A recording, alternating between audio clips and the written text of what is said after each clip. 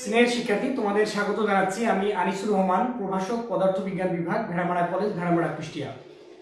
প্রিয় শিক্ষার্থী, তোমরা কে কোথা থেকে যুক্ত হয়েছো, তোমাদের নাম এবং কলেজের নাম তোমরা একটু যুক্ত লিখে দাও আমাদের এখানে কমেন্ট বক্সে। প্রিয় শিক্ষার্থী, আমরা গত ক্লাসে আলোচনা করেছিলাম আপেক্ষিক গতি, পরম গতি নিয়ে। আজকে আমরা আলোচনা করতে চাই গ্রাফ নিয়ে। তোমরা অলরেডি সেটা নোটিফিকেশনে পেয়েছো। হ্যাঁ, তোমরা দেখতে পাচ্ছ মনে হচ্ছে। হ্যাঁ, ঠিক আছে। নুসরাত কক্সবাজার গভর্নমেন্ট কলেজ থেকে, মাহা নোয়াখালী থেকে যুক্ত হয়েছো। অসংখ্য ধন্যবাদ তোমাদের। হ্যাঁ, তোমরা ঠিকঠাক দেখতে পাচ্ছ কিনা সেই বিষয়টা তোমরা একটু কমেন্টে আমাকে জানিয়ে দাও। আমি সেই সাথে জাস্ট এ মিনিট একটু কাজ করে নিই। তোমরা একটু আমাকে জানাবে যে দূরত্ব ও সরণের মধ্যে কি কি পার্থক্য তোমরা জানো, যে আসলে দূরত্ব আর সরণ আমরা কাকে বলবো এবং কেন পার্থক্য করব, এই বিষয়টা তোমরা যদি একটু পারো আমাকে একটু লিখে জানাও। দূরত্ব এবং সরণ যারা লিখে জানাবে আমি তাদের নাম এখানে ডিক্লেয়ার করব।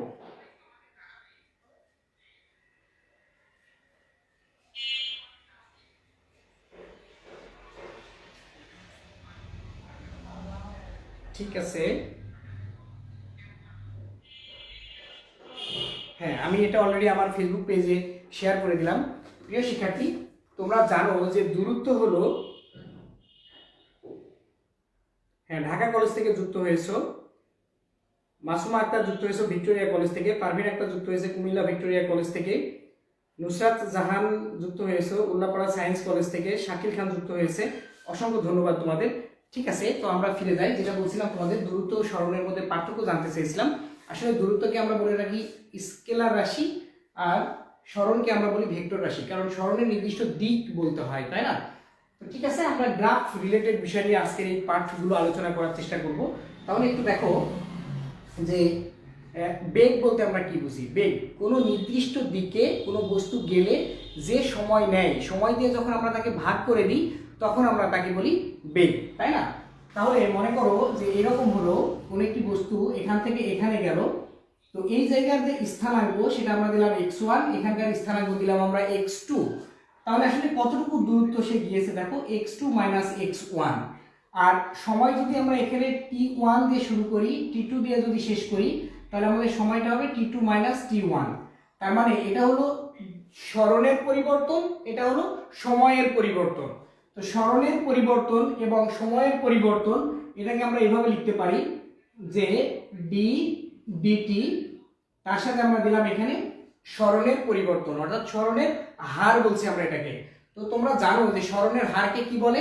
বেগ বলে। তার মানে v সমান dx dt। তার মানে কোথাও যদি সরণের কোনো একটা মান থাকে, তাকে যদি আমরা সময়ের সাপেক্ষে ডিফারেন্সিয়েশন করি, তাহলে কিন্তু আসলে আমরা বেগ পেয়ে যাব, তাই না? তো তোমরা নিশ্চয়ই ডিফারেন্সিয়েশনের সমীকরণটি তোমরা জানো। তো আমরা সমীকরণটি একটু এখানে বলে রাখি, x⁴n dx, এটাকে আমরা এরকম বলি d dx করলে x⁴n, আমরা সমীকরণটি এমন পাই nx⁻n−1। তো এটা আমাদের বিভিন্ন সময় কাজে লাগবে। তো ঠিক আছে, আমি পরের বিষয়টা নিয়ে তোমাদের সাথে একটু কথা বলি। যে ত্বরণ, অর্থাৎ আমরা যে সরণ পেলাম, সরণকে আমরা সময় সাপেক্ষে অন্তরীকরণ করলে আমরা পাই বেগ, বেগকে আবার সময় সাপেক্ষে যদি অন্তরীকরণ করি তাহলে আমরা পাই ত্বরণ। তার মানে ত্বরণ a সমান আমরা বলি dv dt। স্নেহের শিক্ষার্থী, দেখো আমরা dv / dt এমন কিন্তু বলি না। কি বললাম? d dt of v অথবা dv dt। কারণ বিজ্ঞানী নিউটন, যিনি এই ক্যালকুলাসের স্রষ্টা, ক্যালকুলাস আবিষ্কার করেছেন, তিনি এইভাবেই পড়তেন dv dt অথবা d dt of v। Okay, good. তাহলে এখন একটু সমীকরণ দেখব। কিরকম সমীকরণ? যে আমরা ত্বরণ সমান লিখেছিলাম, কি লিখেছিলাম বলো? যে a সমান dv dt, তাই না? তো এই সমীকরণকে যদি আমরা 8 গুণ করি তাহলে বলো তো কি পাবো? এমন পাবো dv সমান a dt। ঠিক আছে, এই সমীকরণটাকে আমরা এখন ইন্টিগ্রেশন করব, মানে সমাকলন করব। তাহলে দেখো কিভাবে সমাকলন করি। যাদের কাছে এই চিহ্নটা নতুন তাদেরকে বলছি আমরা এটা ইন্টিগ্রেশন চিহ্ন। এই ইন্টিগ্রেশন করতে গেলে একটা লিমিট দিতে হয়, সীমা দিতে হয়। যে সে সর্বনিম্ন কোথা থেকে শুরু করবে, সর্বোচ্চ কতদূর পর্যন্ত সে সীমা দিতে পারবে। তবে এই লিমিট দেওয়ার ক্ষেত্রে ইজি ওয়েটা হলো ডি সিম্বলের পরে যেই সিম্বলটা থাকবে সে নির্ধারণ করবে এর লিমিট। তাহলে ডি এর পরে কি আছে, ভি আছে। ভি মানে কি, বেগ, তাহলে তার আদি বেগ এবং শেষ বেগ। তোমরা জানো যে আমরা উচ্চ মাধ্যমিক ক্লাসে আদি বেগকে ভি নট দ্বারা প্রকাশ করি আর শেষ বেগকে আমরা ভি দ্বারা প্রকাশ করি। তাহলে আমরা আদি সীমা এবং শেষের সীমা দিয়ে দিলাম। এখানে ডি এর পরে আছে কি, টি আছে। তাহলে সময় নির্ধারণ করবে যে লিমিটটা কি, আদি লিমিট শেষ লিমিট। সময় শুরু হয় 0 থেকে। তোমরা জানো যে সময়টা অলওয়েজ 0 থেকে শুরু হয়। আমি বারবার এই উদাহরণের ক্ষেত্রে যেটা বলি যে তোমরা যখন পরীক্ষার হলে যখন 3 ঘন্টার পরীক্ষা দাও, তখন মনে করো সময় 2 ঘন্টা চলে গেছে, তাহলে হাতে 1 ঘন্টা আছে। মনে করো সময় 3 ঘন্টায় আছে, পরীক্ষা কেবল শুরু হচ্ছে, তখন পরীক্ষার সময় কতটুকু, 0। তার মানে সময় শুরু হয় 0 থেকে, শেষ সময়টাকে আমরা টি দ্বারা প্রকাশ করছি। কেমন? তাহলে এটার মানে হলো যে এর সাথে যদি অন্য কোনো সিম্বল না থাকে, রাশি না থাকে, তাহলে শুধু যদি ডি এর পরে থাকে, তাহলে উপরের সীমা মাইনাস নিচের সীমা। দেখো তো এটা বুঝতে পারো কিনা, ভি মাইনাস ভি নট, উপরের সীমা মাইনাস নিচের সীমা, এই জায়গায় আমরা দিলাম সমান এ। এ তো টি রিলেটেড বিষয় নয়, এ হলো ত্বরণ, টি হলো সময়। তাহলে একে আমরা বাইরে বের করে দেবো, সমীকরণের বাইরে। কেমন? তাহলে আমরা একটা যদি ভেঙে করি তাহলে এমন হবে ডিটি টি 0। খেয়াল করো একটু, তোমরা বুঝতে পারছো কিনা সেটি তোমরা আমাকে একটু জানাবে। এটাকে আমরা ইন্টিগ্রেশন চিহ্নের বাইরে বের করে দিলাম, কারণ টি রিলেটেড বিষয়গুলো আমরা ভিতরে রাখলাম আর টি বাকিগুলোকে কনস্ট্যান্ট বলে আমরা বাইরে দিয়ে দিলাম। তাহলে এখানে এমন হলো v minus v naught equal a, উপরের সীমা মাইনাস নিচের সীমা টি মাইনাস 0। তাহলে এটাকে আমরা এমন লিখতে পারি v minus v naught equal a t. এখানে দেখো ভি নটকে ওই পাশে পাঠিয়ে দিলাম, ভি নট প্লাস এটি। দেখো তো আমরা 9 10 এরকম সমীকরণ আমরা দেখেছিলাম কিনা, ভি সমান ইউ প্লাস এটি। তাহলে আমরা ভি সমান ভি নট প্লাস এটি বলছি এখানে। কেমন? তাহলে তোমরা যারা বুঝতে পারছো, হুমায়রা বলছো স্যার আবার একটু বলেন। কোন জায়গাটা বলবো একটু কি আমাকে মেনশন করবে? হ্যাঁ, আমি আরেকবার আলোচনা করে দিচ্ছি। মন্দিরা ব্যানার্জি বলছো জি স্যার। তার মানে কি বোঝা যাচ্ছে, গেছে নাকি বোঝা যায়নি একটু বলো তো। মিজান সুনামগঞ্জ গভর্নমেন্ট কলেজ থেকে যুক্ত হয়েছো। মন্দিরা বলছো জি স্যার, বুঝতে পেরেছি, থ্যাংক ইউ। তাহলে দেখো আমি যেটা বলছিলাম যে এখানে শুধু আমরা একটা ইন্টিগ্রেশনের কাজ আমরা দেখেছি এখানে। কেমন? তাহলে আমি একটু পানি খাই। কেমন?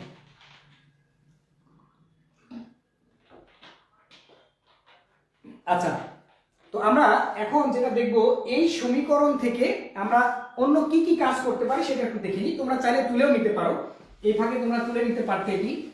ঠিক আছে, তাহলে দেখো এখন যে সমীকরণটা আমি লিখবো এইটাই উপরে লিখছি, v equal v naught plus a t. তাহলে বেগ, বেগকে আমরা একটু আগে দেখেছিলাম সরণের হার d x d t equal v naught plus a t. তার মানে বেগকে আমরা লিখলাম সরণের হার। কেমন? এই সমীকরণের উপরে লিখলাম, লিখে জাস্ট বেগকে সরণের হার লিখেছি। তাই যদি হয় এটাকে আমরা একটু আগুন করে দিই, dx equal v naught dt plus a t DT.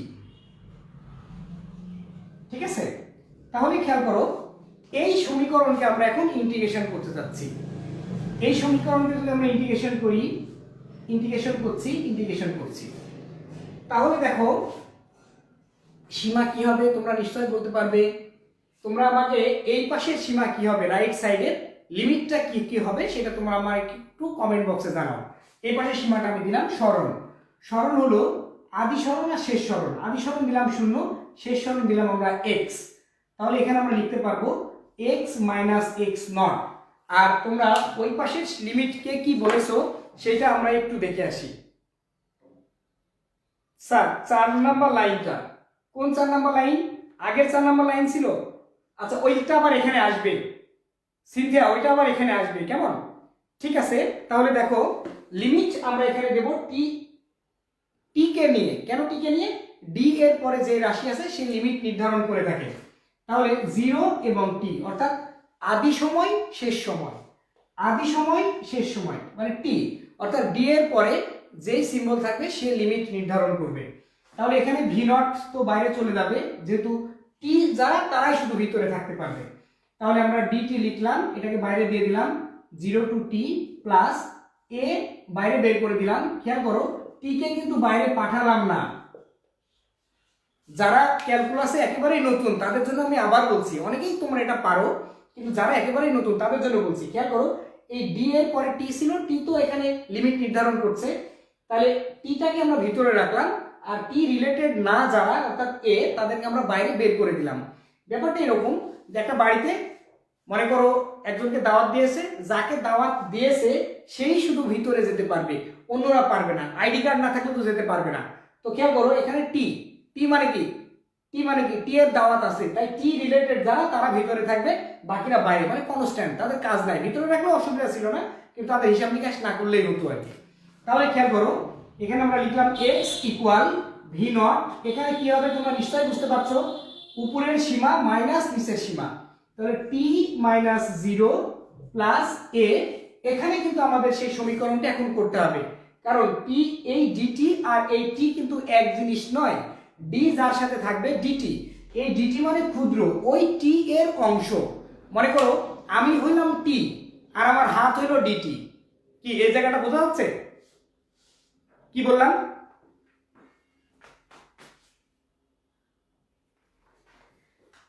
হ্যাঁ, তোমাদের দেখতে সমস্যা হলে আমাকে জানাবে কমেন্টে। যেটা বলছিলাম যে টি হলাম আমি আর ডিটি হলো আমার শরীরের একটা অংশ, সেটাকে আমরা বলছি ডিটি। তার মানে ডিটি হলো ক্ষুদ্র একটা অংশ, কেমন? তাহলে এটাকে আমরা এভাবে বলছি, এটার সমীকরণটা আমরা এমন করে লিখবো x to the power n dx, মানে হলো nx পাওয়ার n মাইনাস 1 সমীকরণ এটা। তাহলে খেয়াল করো টি এর পাওয়ার কিছু নাই মানে 1 আছে, তাহলে 1 আমি একেবারে ভেঙে ভেঙে করছি, 1 ইন্টু টি ইন্টু 1 মাইনাস 1, তার মানে যেটা পাওয়ারে থাকবে সে বেজে আসবে, পাওয়ার ছিল 1 তাহলে 1 আসলো, তারপরে টি, টিটাকে আমরা এখানে x ধরেছিলাম, x পাওয়ার মাইনাস 1, তাহলে পাওয়ার কত ছিল 1, 1 মাইনাস 1, কেমন? এর সাথে কিন্তু কি থাকবে, ওই লিমিটটা আবার থেকে যাবে টি 0। এই জায়গাটা বুঝতে পেরেছো কিনা? সমীকরণ 1 2 3 4 5 নাম্বার লাইনটা তোমরা বুঝতে পেরেছো কিনা সেটা আমাকে একটু কমেন্ট করে জানাও। আচ্ছা, এখানে আমরা লিখলাম x ইকুয়াল ভি নট টি গুণ করে দিলে প্লাস এ থাকলো, এখানে হলো 1 মাইনাস 1, তার মানে পাওয়ার 0, কোনো কিছু পাওয়ার 0 মানে 1, তাহলে আমরা কি লিখবো? তাহলে কি হবে এখানে? তাহলে কোনো কিছু পাওয়ার 0 মানে তো 1 হয়ে যাবে, এখানে কি আমি ভুল করে ফেললাম?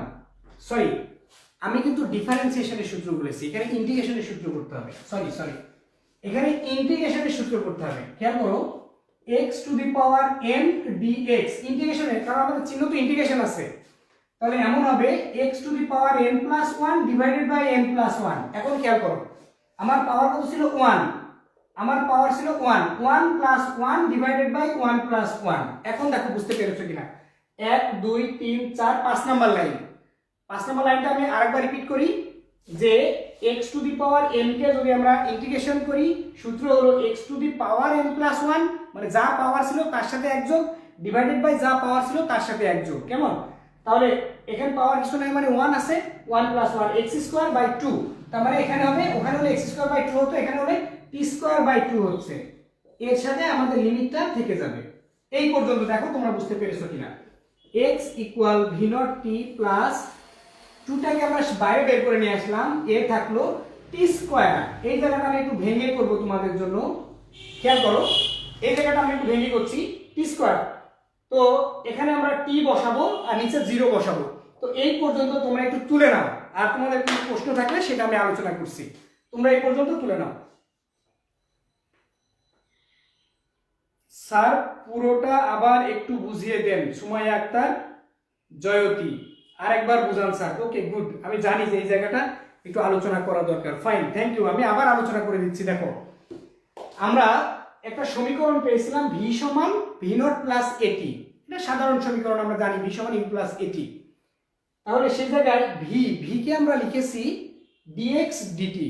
জয়তী খেয়াল করো, ভি কে অর্থাৎ বেগ মানে সরণের হার ডিএক্স ডিটি, তো আমরা ডিএক্স সমান আর গুণ করে দিছি V naught dt plus a t DT আর গুণ করে দিছি। এই লাইনকে আমরা কি করেছি বলো, ইন্টিগ্রেশন করেছি উভয় পক্ষে। ইন্টিগ্রেশন করার পর, ইন্টিগ্রেশন করলে কি দিতে হয়, লিমিট দিতে হয়। কেমন, তো লিমিটটা আমরা দিলাম। লিমিট হবে কি রিলেটেড, ডি এর পরে যে সিম্বল থাকবে সেই রিলেটেড লিমিট হবে। তো ডি এর পরে কি আছে, এক্স আছে এখানে, তার মানে এটা বোঝাবে আদি সরণ শেষ, এক্সটা কি সরণ, তাহলে আদি সরণ শেষ সরণ। ডি এর পরে এখানে কি আছে, টি আছে, টাইম, আদি সময় শেষ সময়, মানে ওই সিম্বল অর্থাৎ ডি এর পরে যে থাকবে তার শুরু এবং শেষটা হবে লিমিট। কেমন, তাই এটা আমরা করে দিলাম। এখন এই জায়গায় হলো x minus x not, x মানে উপরের সীমা মাইনাস নিচের সীমা, ভি নট উপরের সীমা মাইনাস নিচের সীমা এখানে, অর্থাৎ টি মাইনাস জিরো, সেটা আমরা করেছি। এ টি রিলেটেড যারা তারা ইন্টিগ্রেশনের মধ্যে থাকবে, টি এর বাইরে যারা তাদেরকে আমরা কনস্ট্যান্ট বিবেচনা করে বাইরে পাঠিয়ে দিচ্ছি। এ কে আমরা বাইরে বের করে দিলাম, তাহলে থাকলো টি ডিটি। কোনো টি এর পাওয়ার কোনো কিছু নাই মানে কি ওয়ান আছে, কোনো কিছু নাই মানে ওয়ান আছে। তাহলে এখানে আমরা একটা সূত্র করেছি, x to the power n dx, এটাকে যদি ইন্টিগ্রেশন করি সূত্র হলো x to the power n plus one, অর্থাৎ পাওয়ার যা থাকবে তার সাথে এক যোগ, ডিভাইডেড বাই পাওয়ার যা থাকবে তার সাথে এক যোগ। তাহলে আমাদের এখানে কি করেছি আমরা, খেয়াল করো যে টি এর পাওয়ার কিছু না মানে এক আছে, এক যোগ এক ডিভাইডেড বাই এক যোগ এক, তাহলে t square by two, t square by two, এই পর্যন্ত আমরা করলাম। তো এই পর্যন্ত তোমাদের বুঝতে কোনো সমস্যা আছে কিনা সেটা বলো। ও গুড, তামান্না বলছে ফাইন, তারপরে রবিউল বলছে হ্যাঁ বুঝতে পেরেছি, নুসরাত বলছে থ্যাংক ইউ স্যার, ফাইন, তোমরা বুঝতে পেরেছো, অসংখ্য ধন্যবাদ তোমাদের। এর পরের অংশটুকু দেখো, এটা খুব গুরুত্বপূর্ণ। মূল হিসাবটা আমরা এখন করব, এটুকু আমি মুছে দিলাম। সমীকরণটা ছিল এখানে যে এস এস নয় x equal v naught t plus half এ টি স্কোয়ার, তার কি ছিল লিমিট দেওয়া ছিল, এরকম ছিল আগের সমীকরণটি। তো খেয়াল করো এখানে আমরা লিখলাম x equal v naught t plus half a, উপরের সীমা মাইনাস নিচের সীমা। এই জায়গাটা খুব গুরুত্বপূর্ণ, খেয়াল করো এখানে আমরা উপরের লিমিট লিখবো তার স্কোয়ার, সেটি স্কোয়ার দিলাম, মাইনাস নিচের লিমিট লিখবো তার স্কোয়ার। ব্যাপারটা এরকম, এখানে যদি 10 থাকতো, মনে করো 10 আছে, তাহলে আমরা লিখতাম 10 এখানে লিখতাম। এখানে যদি 1 থাকতো তাহলে আমরা পাওয়ার 1 দিতাম। কি বোঝা গেল, এখানে কত ছিল 2 ছিল, তাই আমরা উপরের সীমা মাইনাস নিচের সীমা দিয়েছি। এইটুকু বুঝতে পারলাম কিনা সেটা তোমরা একটু আমাকে জানাও। সরি এখানে টি ছিল কি, উপরের সীমা মাইনাস নিচের সীমা, টি স্কোয়ার মাইনাস জিরো স্কোয়ার। এই জায়গাটা বুঝতে পেরেছো কিনা সেটা আমাকে একটু বলো। এটা বুঝতে, হ্যাঁ জি স্যার বুঝতে পেরেছি, তানভীর বলছে, আরাফাত বলছে ধন্যবাদ স্যার, ওকে থ্যাংক ইউ। হ্যাঁ তোমরা অলরেডি লিমিটও লিখে ফেলেছো, ফাইন ওকে। তাহলে এটা হলো x equal v naught t plus half এ টি স্কোয়ার, জিরোর পার্টটা আমরা বাদ দিয়ে দিলাম। তাহলে এইভাবে করে আমরা এক্স সমান V naught t plus half এ টি স্কোয়ার ক্যালকুলাস পদ্ধতিতে আমরা বের করে ফেললাম। তো এই সমীকরণটা আমরা এখন গ্রাফ দিয়ে দেখতে চাই। কেমন, তো গ্রাফ দিয়ে যে দেখবো তার আগে আমাদের একটু কাজ করে নিতে হবে। কি কি কাজ সেটা আমরা একটু দেখি। সমীকরণটা কি বুঝতে পারলাম? যারা তুলতে চাও খাতায় তারা চাইলে তুলে নিতে পারো, 30 সেকেন্ড টাইম। হ্যাঁ বুঝছি স্যার, কপি একটা বলছে আদ্রিতা সুলতানা, জি স্যার ফাইন। তোমরা বুঝলে আসলে আমার খুব ভালো লাগে, সকল টিচারেরই ভালো লাগে, ফাইন ওকে। কাফিফ বলছে, মেহেরুন বলছে ইয়েস স্যার বুঝছি, থ্যাংক ইউ। আচ্ছা এখন দেখো আমরা যে কাজটা করতে চাচ্ছি তা হলো গ্রাফ। আমরা এখন গ্রাফ দিয়ে এই কাজগুলো করব। তার আগে একটু বলে নিই, অলওয়েজ ভূমি বরাবর এক্স অক্ষ, লম্ব বরাবর ওয়াই অক্ষ, মূল বিন্দুকে আমরা 0 লিখলাম। সব সময়ই এক্স অক্ষে টাইম থাকবে গতি রিলেটেড বিষয়গুলোর জন্য, এক্স অক্ষে অলওয়েজ টাইম। ওয়াই অক্ষে যদি সরণ থাকে তাহলে এই গ্রাফের ব্যাপারটা হলো লম্ব বাই ভূমি। খেয়াল করো এই যে লম্ব বাই ভূমি, লম্ব বাই ভূমি, মনে করো এই বিন্দু নাম দিলাম আমরা এম, এই বিন্দু নাম দিলাম আমরা পি, তাহলে এটা হতো পিএম বাই ওএম, লম্ব বাই ভূমি, ট্যান থিটা। এটাকে যদি আমরা থিটা বলতাম, ট্যান থিটা ইকুয়াল লম্ব বাই ভূমি। তো এটাকে আমরা ঢাল বলি, স্লোপ বা ঢাল। যদি কোনো গ্রাফে ওয়াই অক্ষে সরণ থাকে, এক্স অক্ষে সময় থাকে, এটা হলো সরণের হার। সরণের হার বেগ, এই গ্রাফ বেগ প্রকাশ করবে। অলওয়েজ এই গ্রাফ কি প্রকাশ করবে? বেগ। যদি কোনো গ্রাফে ওয়াই অক্ষ বরাবর বেগ থাকে, এখানে বেগ আছে ওয়াই অক্ষ বরাবর, তাহলে এটা প্রকাশ করবে বেগের হার। এই গ্রাফ ত্বরণ প্রকাশ করবে। ত্বরণ, ত্বরণ এ সমান পিএম বাই ওএম। কি আমরা এইটুকু বুঝতে পারলাম? এক্স অক্ষ বরাবর অলওয়েজ সময়, ওয়াই অক্ষ বরাবর যদি সরণ থাকে সেই গ্রাফ বেগ প্রকাশ করবে, ওয়াই অক্ষ বরাবর যদি বেগ থাকে সেই গ্রাফ ত্বরণ প্রকাশ করবে। সরণের হার বেগ, বেগের হার ত্বরণ। এইটুকু আমরা ক্লিয়ার কিনা সেটা একটু বলে নিই। তারপরে নাজমুল হাসান বলছে জি স্যার। নাজমুল বলছে এক্সিলারেশন, গুড, সে লিখে দিয়েছে। সিনথিয়া লিখে দিয়েছে, অসংখ্য ধন্যবাদ তোমাদের। শাকিল বলছে জি স্যার, বুঝছি, থ্যাংক ইউ। তাহলে আমরা এইটুকু খুব গুরুত্বপূর্ণ যে গ্রাফের কোন দিকে কি থাকলে কি বের হবে এটা আমরা বুঝতে পারবো কিনা। তো খেয়াল করো, এখন আমরা যে কাজটা করতে চাচ্ছি যে এক্স অক্ষ বরাবর তো বলেছি যে অলওয়েজ সময় থাকবে, আর ওয়াই অক্ষে বেগ থাকলে ত্বরণ বের হবে। এখন আমরা এখানে তিনটা চিত্র দিলাম। একটা হলো এইরকম, 1 নাম্বার চিত্র। 2 নাম্বার চিত্রটা দিলাম এরকম, এটা দ্বিতীয় চিত্র, এদিকে সময় আর এদিকে হচ্ছে বেগ। আরেকটা দিলাম 3 নাম্বার চিত্র। 3 নাম্বার চিত্রটা হলো মনে করো এইরকম, এটা 3 নাম্বার চিত্র, এদিকে সময় এদিকে বেগ। একই বিষয়ের আমরা বিভিন্ন চিত্র আঁকছি। 4 নাম্বার আরেকটা দিচ্ছি, সেটা হলো এদিকে সময়, 4 নাম্বার চিত্র, এদিকে বেগ। এই গ্রাফটা এরকম আছে। এই 4টা গ্রাফ যদি আমরা একবার আত্মস্থ করে ফেলতে পারি, আমার সামনে গ্রাফ কোনো প্রবলেম না। তো তোমরা কি বলতে পারবে যে এই 4টা গ্রাফ কোনটা কি অবস্থা প্রকাশ করে? যারা পারো তারা একটু কমেন্টে জানিয়ে দাও, আর যারা পারো না তাদের সাথে আমি আছি, কেমন? ঠিক আছে, তাহলে একটু পানি খেয়ে নিই।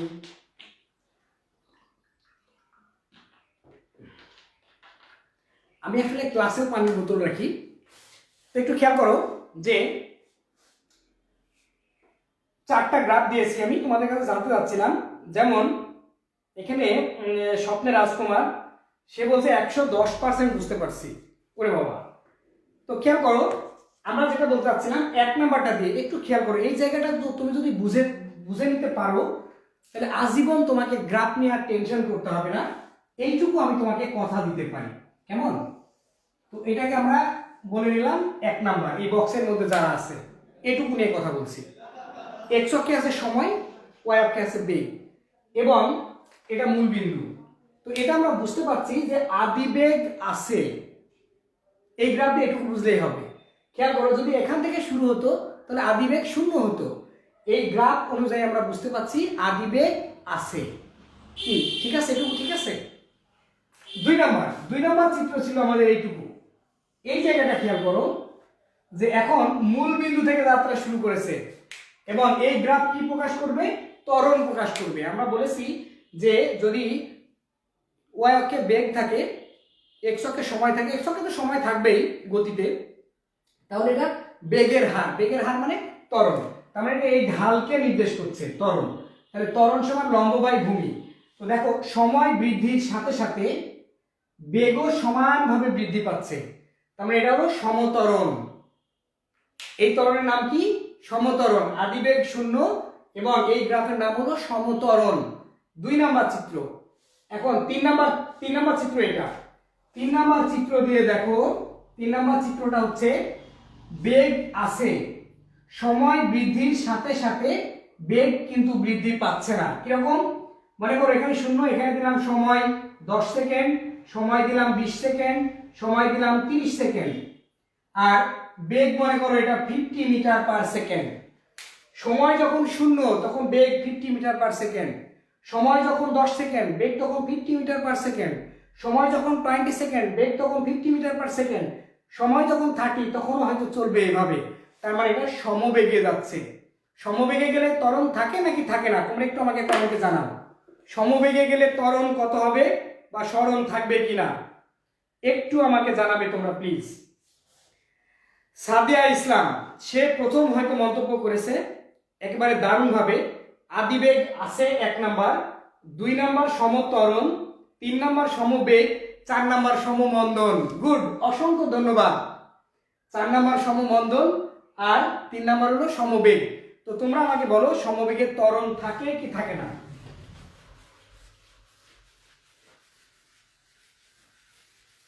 আমি একটু কথা বলি তোমাদের সাথে, সমবেগের ত্বরণ থাকে কি থাকে না? তোমরা কি কমেন্ট করেছো? হ্যাঁ, না থাকে না বলেছো। কে কে বলেছে? রূপা সাহা বলেছে, জয়তী বলেছে, অশোক বলেছে, নীলিমা বলেছে, মন্দিরা বলেছে, রূপা বলেছে। অসংখ্য ধন্যবাদ তোমাদের। মনে করো পরীক্ষার হলে আমাদের 2 মার্কের জন্য প্রশ্ন দিল খ নাম্বারে, সমবেগে বস্তুর ত্বরণ থাকে না। রূপা সাহা যেটা বললো ঠিক সেটাই মনে করো পরীক্ষার হলে এসছে প্রশ্নে। ব্যাখ্যা করো। তাহলে আমরা কিভাবে ব্যাখ্যা করব? 2 পাতা লিখে দেবো এটা নিয়ে, একেবারে 2 পাতা। কি তাই তো? আসলে 2 পাতায় নয়, 10 পাতা লিখলেও আমাকে 2 মার্ক নাও দিতে পারে যদি আমি ম্যাথমেটিক্যালি প্রমাণ না করি। সবসময় মনে রাখতে হবে ফিজিক্স মানেই ম্যাথমেটিক্যাল টার্ম। আমাকে ম্যাথস দ্বারা গাণিতিকভাবে করতে হবে। এ সমান V minus u by t. তাহলে সমবেগ, আগের বেগও যা পরের বেগও তাই। তাহলে আগের বেগ ইউ, পরের বেগও ইউ। সমবেগ 0/t। তাহলে আমরা বলবো অতএব সমবেগের ত্বরণ থাকে না। ঠিক আছে? তো ঠিক আছে, তাহলে তোমরা এটা তুলে নিতে পারো আর কি। ওকে ফাইন, ঠিক আছে, গুড। তো এখন আমরা একটা প্রশ্ন তোমাদের জন্য দিচ্ছি, তোমরা আমাকে জানাবে যে এইটার অতিক্রান্ত দূরত্ব কত। যে যে পারবে তাদের আমি মনে করবো যে আজকের ক্লাসটা তারা খুবই মনোযোগ দিয়ে করেছে। এটা এক্স অক্ষ, এটা মূলবিন্দু ও, আর এটা হলো ওয়াই অক্ষ। তো ওয়াই অক্ষে আমরা বলছি বেগ আর এক্স অক্ষে বলছি আমরা সময়। তো আমরা গ্রাফটা দিলাম এরকম এরকম দিলাম। তো এখানে আমরা বললাম এটা 10 সেকেন্ড, এটা বললাম আমরা 20 সেকেন্ড, এটা বললাম 25 সেকেন্ড, আর এখানে বললাম এটা 10, অর্থাৎ বেগের মান 10। এখন তোমরা বলো এটার অতিক্রান্ত দূরত্ব কত হবে। আমি একটু ইজি করে দিই তোমাদের জন্য। এই পর্যন্ত আমরা একটা ক্ষেত্র নিব, মনে করো এটা S1, এখান থেকে এই পর্যন্ত একটা ক্ষেত্র নিব, এটার নাম মনে করো S2, এটা হলো S3। তাহলে 3টা জায়গায় তোমরা বের করবে S1 এর মান কত, S2 এর মান কত, S3 এর মান কত। তোমরা চাইলে সমীকরণটা এইভাবে লিখতে পারো, S1 equal ut plus half এটি স্কোয়ার বা v0t প্লাস হাফ এটি স্কোয়ার। v0 এর মান 0, আদিবেগ 0, সময় তোমরা ধরবে 10। সেক্ষেত্রে ত্বরণের মানটা বের করতে হবে। আমরা একটু আগে কিন্তু বের করা শিখলাম যে লম্ব বাই ভূমি মানে এটা ঢাল, ত্বরণ। লম্বের মান হলো, বেগের মান হলো 10, সময়ের মান হলো 10।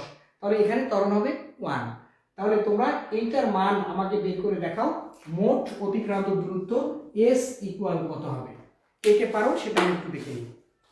হ্যাঁ, কে কে পারবে শেষে লেখো। ওকে, লেখো।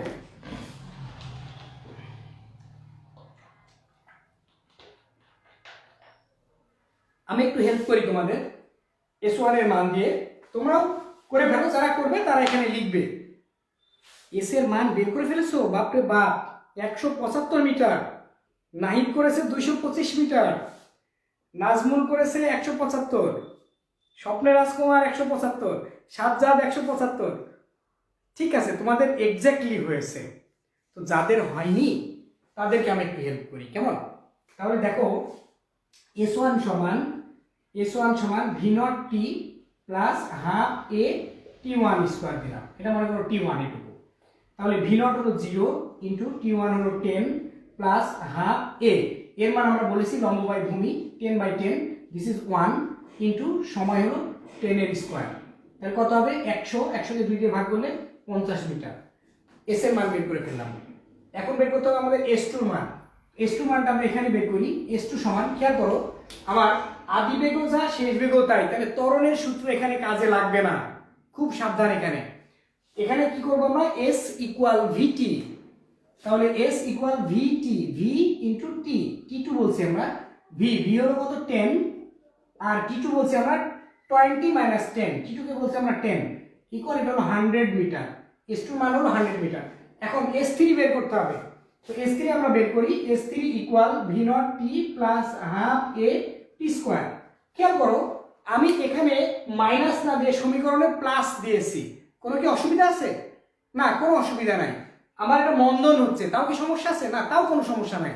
কারণ আমি যদি এখানে প্লাস দিই তাহলে মন্দনের মান আমাকে মাইনাস ইনপুট করতে হবে, এর মান।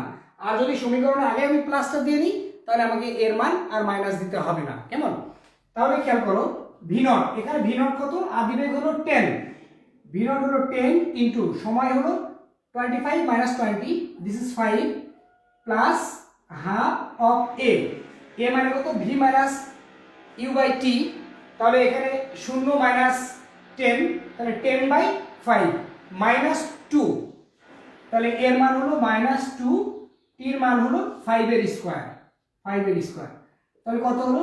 50 প্লাস মাইনাসে মাইনাস 25, মানে হলো 25। তাহলে আমার টোটাল মানটা কত হলো? টোটাল মানটা হলো s equal s1 plus s2 plus s3। s1 এর মান কত? s1 হলো 50, s2 হলো 100 প্লাস s3 হলো 25, দিস ইজ 175 মিটার। অসংখ্য ধন্যবাদ তোমাদের যারা আগে করে আমাকে হেল্প করেছো। ফাইন, ট্রায়াঙ্গেল দিয়ে করলেও হবে, স্কোয়ার দিয়ে করলেও হবে। গুড, অসংখ্য ধন্যবাদ নাজমুল, অসংখ্য ধন্যবাদ তোমাকে। আমরা যদি এটা ত্রিভুজ দিয়ে করি, হাফ গুণ ভূমি গুণ উচ্চতা, এটা যদি আমরা আয়তক্ষেত্র দিয়ে করি, দৈর্ঘ্য গুণ প্রস্থ, এটা যদি আমরা আবার ট্রায়াঙ্গেল দিয়ে করি, কোনো অসুবিধা নেই। কেমন? গুড। তো অসংখ্য ধন্যবাদ তোমাদের, আব্দুল্লাহ আল মামুন সহ যারা কমেন্ট করেছো। তাহলে এখন আমরা আরেকটি সমীকরণ দিই তোমাদের জন্য, তোমরা পারো কিনা সেটা আমরা দেখি। আচ্ছা, গ্রাফ দিয়ে আমরা s সমান ইউটি প্লাস হাফ এটি স্কয়ার, এটা আমরা একটু প্রমাণ করতে চাই।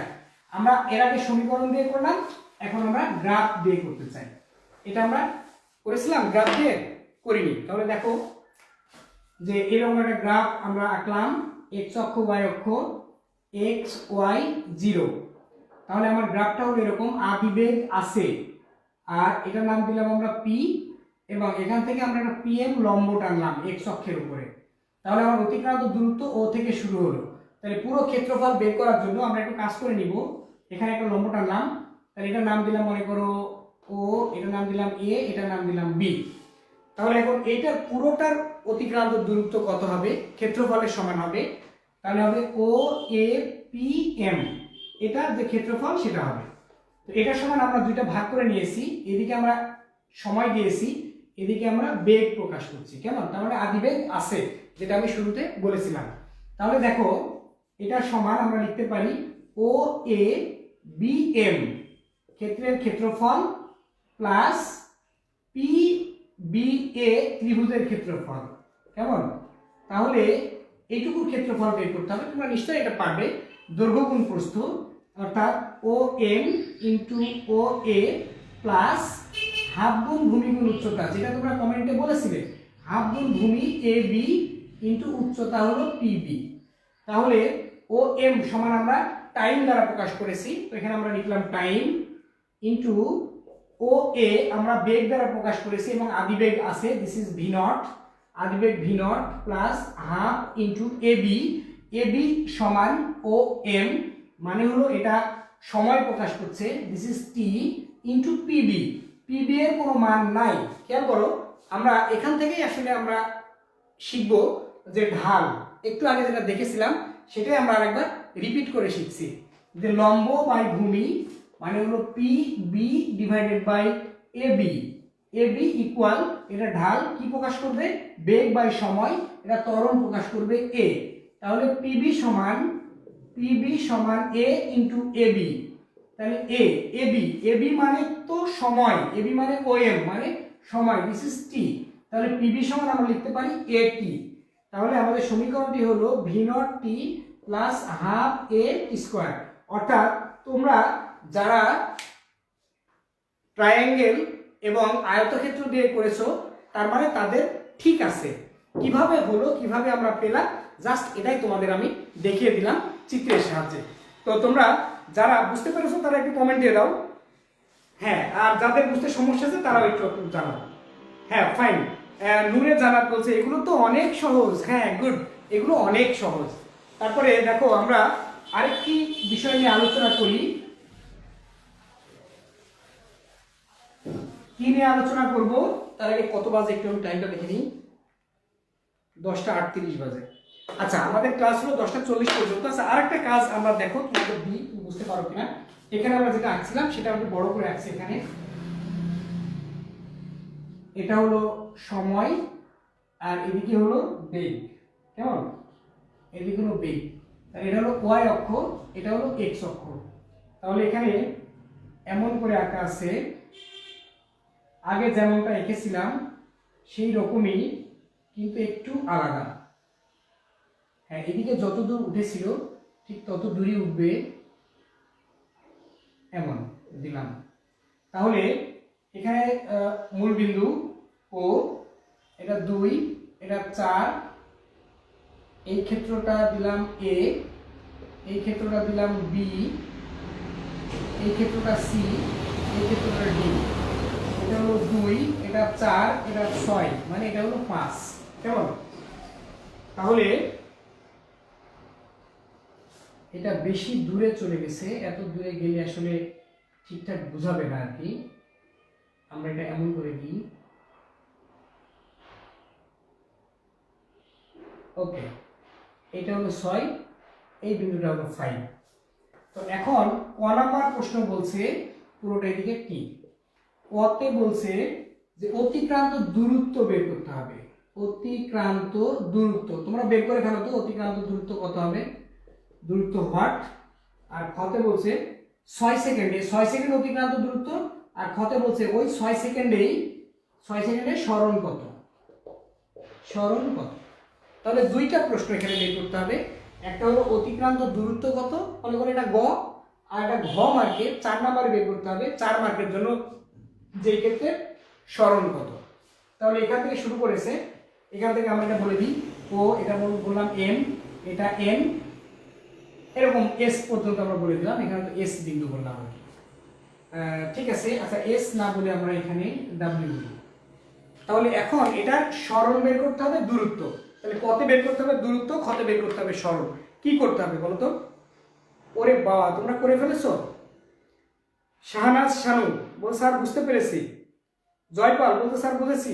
এটার অতিক্রান্ত দূরত্ব হলো 14, তাহলে এইটুকুর ক্ষেত্রফল ট্রায়াঙ্গেল, চতুর্ভুজ, আবার ত্রিভুজ, আবার ত্রিভুজ, তার মানে এটা হবে 14।